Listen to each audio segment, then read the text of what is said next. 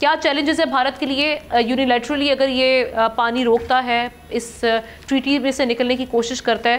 کیونکہ اتنا آسان تو نہیں ہے، جتنے بھی ابھی تک ہم بات کر چکے ہیں ماہرین وہ یہ بات کر رہے ہیں کہ ایسا نہیں ہو سکتا. ورلڈ بینک جو تھا وہ اس کا فیسیلیٹیٹر تھا، تو اب اگر یہ نکلتے ہیں تو ہمارے پاس بہت سے آپشنز ہیں. تو بھارت کو کن چیلنجز کا سامنا کرنا پڑ سکتا ہے، اس پہ ذرا نظر ڈالیے گا. جی میں اس پہ نظر ضرور ڈالتا ہوں. میں پہلے میرے ذہن میں ایک بات آ رہی ہے. سیرا گلیڈن، اسماعیل سیرا گلیڈن ایک بڑی مشہور شخصیت ہے. انہوں نے ایک کتاب بھی لکھی تھی، انوینٹنگ آور فیوچر. ورلڈ بینک میں بھی بڑی ڈسٹنگوش پوسٹ پہ سرو کر چکے ہیں. انہوں نے 1995 میں ایک دعویٰ کر دیا تھا کہ آنے والے وقت میں جو جنگیں ہوں گی وہ پانی کے ایشو کے اوپر ہوں گی، تیل کے ایشو کے اوپر نہیں ہوں گی. آج بھارت کا شکریہ کہ ہم اس دہلیز پر آ کھڑے ہیں، اور صرف ہم اکیلے ہی نہیں ہیں، ہمارے ساتھ پوری دنیا یہ دیکھ رہی ہے کہ انٹرنیشنل لا کی جو عمارت پہلے ہی بہت بوسیدہ ہو چکی ہے، بہت ڈیمیجڈ ہو چکی ہے، کہ آپ مزید کسی اور ملک کو اب موقع دیں گے کہ وہ اپنے یونیلیٹرل ایکشن سے اس کو مزید نقصان پہنچائیں. اس کا قانونی جواب دینے سے پہلے میں یہ بھی ضرور کہنا چاہتا ہوں کہ جب بھی ہم انڈس واٹر ٹریٹی کے بارے میں بات کریں تو ہمیں انٹر ڈومینین ایگریمنٹ کے بارے میں ضرور بات کرنی چاہیے جو 1948 میں انڈیا اور پاکستان کے درمیان ہوا تھا. یہ وہ فاؤنڈیشن تھی، فاؤنڈیشن لے کی گئی تھی، یہ وہ دروازہ تھا جس سے گزر کر انڈیا، پاکستان اور ورلڈ بینک 1960 میں ان 12 آرٹیکلز کے اوپر اتفاق کرتے. ہلو جی ہم کنٹینیو کریں. جی بالکل. 1960 میں جن میں ہم نے 12 آرٹیکلز کے اوپر اتفاق کیا جس کو ہم انڈس واٹر ٹریٹی کہتے ہیں. ان 12 آرٹیکلز نے بہت نشیب و فراز دیکھے ہیں، انہوں نے بہت سیاسی کشیدگیاں دیکھی ہیں، تنازعات دیکھے ہیں، دشمنی دیکھی ہے، جنگیں دیکھی ہیں، لیکن ان کی بنیاد نہیں ہلی. آج ہم دیکھ رہے ہیں کہ ایک انٹرنل سیکیورٹی بریچ کی وجہ سے، جس کے بارے میں یہ ضرور کہتا چاہوں کہ جو کہ انتہائی دلخراش واقعہ تھا. ہم دعا کرتے ہیں کہ ایسے واقعات کہیں پر بھی نہ ہوں، نہ بلوچستان میں ہو، نہ پہلگام میں ہو، نہ فلسطین میں ہو، نہ اسرائیل میں ہو. کیونکہ کہیں پر بھی اگر کوئی نہتا شخص مارا جائے گا، بے قصور شخص مارا جائے گا، تو وہ ہمارے دین کے مطابق وہ تمام انسانیت کا قتل ہے. اس پہ ہمیں افسردہ ہونا چاہیے، اس کو ہم سیلیبریٹ نہیں کر سکتے. بہرحال اس دلخراش واقعے کا بہانہ بنا کر کہا جا رہا ہے کہ اس ٹریٹی کو روک دیا جائے گا، معطل کر دیا جائے گا. اس ٹریٹی کے اندر جو ڈیٹا شیئر کیا جاتا تھا وہ اب نہیں کیا جائے گا. اس ٹریٹی کی وجہ سے جو پانی کو اس طرف بہنے کی اجازت تھی وہ اجازت اب روک دی جائے گی.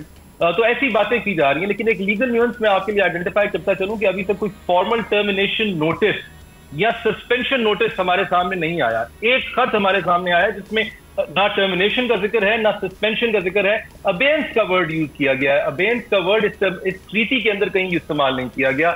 تو یہ کہنا غلط نہیں ہوگا کہ یہ اس ٹریٹی کے لیے ایک ایلین ورڈ ہے. اور اس انٹینٹ تو ہمارے کی کلیئر تھی کہ یہ کرنا چاہتے ہیں، کیونکہ 2023 کے آغاز میں آئی ریمبر جنوری میں ہی انہوں نے ایک نوٹس بھیجا تھا جسے ایڈوانس ڈکلیریشن آف انٹینٹ کہتے ہیں، جس میں انہوں نے یہ واضح کیا تھا کہ یہ پیشگی اطلاع ہے کہ بھارت کچھ ایکسکیوزز سامنے رکھ رہا تھا پانی اس معاہدے سے نکلنے کے لیے، ایبروگیٹ کرنے کے لیے اس کو.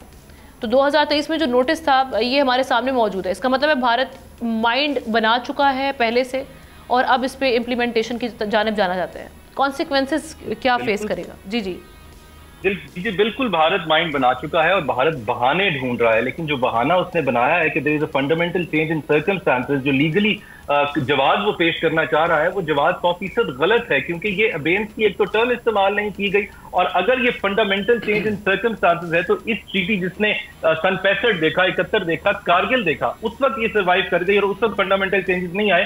تو آج ایسی کون سی چیز چینج ہوئی ہے جس کی وجہ سے یہ اس ٹریٹی سے بھاگ رہے ہیں؟ میں بھارت کے لیے ایک انٹرنیشنل کیس ریفر کرنا چاہوں گا تاکہ وہ اس کو دیکھ لیں. 1997 میں انٹرنیشنل کورٹ آف جسٹس میں ایک مقدمہ آیا تھا سلوویکیا اور ہنگری کا. اس میں عدالت نے بڑا کلیئرلی لے ڈاؤن کر دیا تھا کہ اگر ٹریٹی کو ٹرمینیٹ کرنا ہے، کچھ چینج کرنا ہے، تو وہ میوچل کنسلٹیشن سے کیا جا سکتا ہے، اس کے علاوہ اس کے اندر کوئی رستہ نہیں ہے. یہی باتیں ویانا کنونشن میں بھی کی گئی ہیں. گاہے بگاہے لکھا گیا کہ یا تو آپ جو پیرنٹ ٹریٹی ہے اس کا میکنزم استعمال کریں، اس کے تحت اس کو سسپینڈ کریں، ٹرمینیٹ کریں تو ٹھیک ہے.